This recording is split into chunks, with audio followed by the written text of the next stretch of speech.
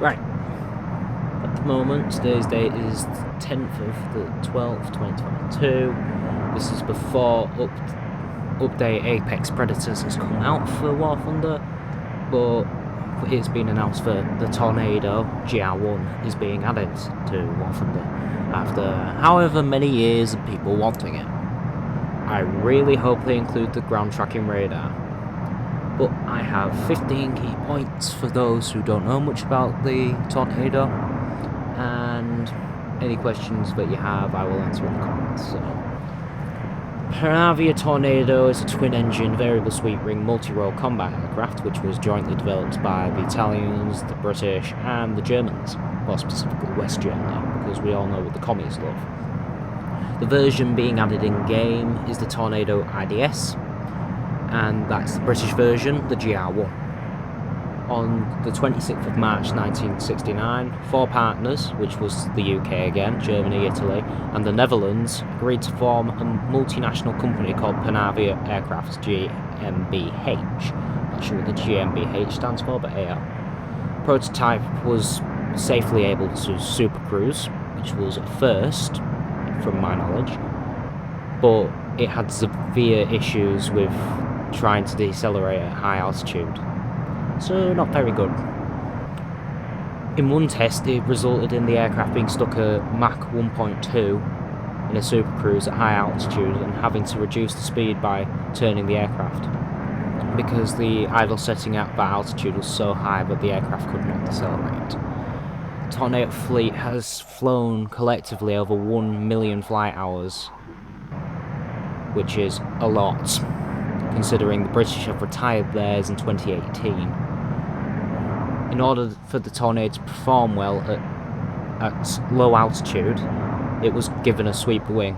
So if it's at low altitude and low speed, wings are swept outwards. If it's wanted to boom and zoom, wings swept in.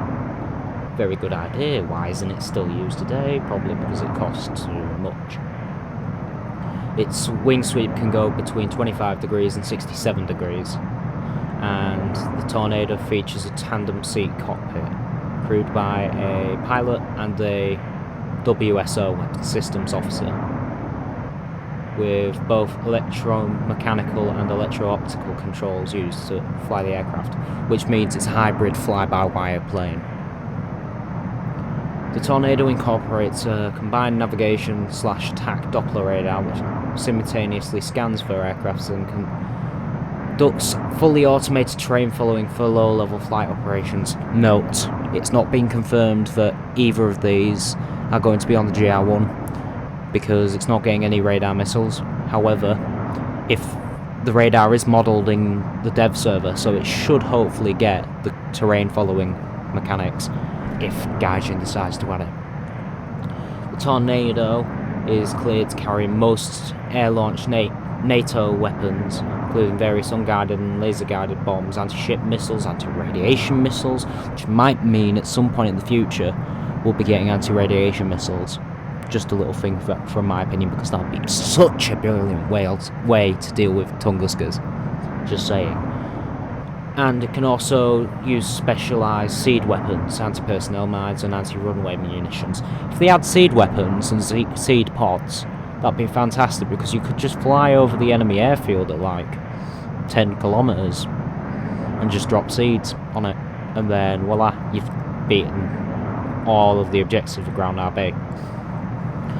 The RAF IDS, which was the Interdict Strike variant, were initially designated the Tornado GR1, with later modified aircraft variants, the GR1A, the GR1B, GR4 and the GR4A. So those are the four possible variants which may be added for the RAF version of the Tornado. I think the Germans and the Italians will get their Tornadoes, which is the IDF, I think, is the IDF, where it's the Interceptor variant in the next couple of updates, and I believe the British will also get their own variant of it. The first of 228 GR1s were delivered on the 5th of June to 1979, and the type entered service in the early 1980s. So we're moving into the 1980s era with aircraft in this game.